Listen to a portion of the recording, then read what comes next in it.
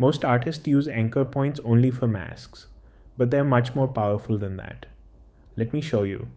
First, I'll create some height details using a paint layer.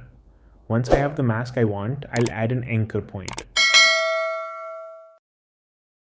Now I'll create a new fill layer, add a black mask, add a fill effect and reference that anchor point.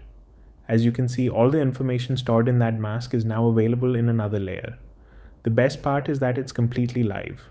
If I go back and paint new details, everything updates automatically. And it's not limited to paint layers. Any information stored below the anchor point can be referenced and reused throughout your material stack. Most tutorials stop there, but let's take it further. Here I have a material with multiple layers. Instead of editing every layer individually, I can create a pass-through layer, add an anchor point, and use effects like levels to control everything below it at once. This makes global adjustments much faster and keeps the workflow completely non-destructive. Now let's look at a production example. Here I'm using height, roughness, metallic, and a procedural mask. I'll add an anchor point to that mask and then create a new layer with color and emissive information.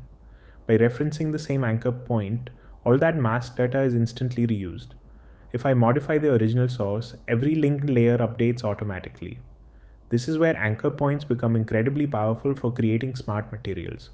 And there's one more use case.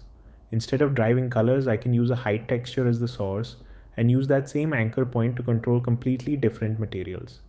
For example, I can drive a rust material using the exact same information.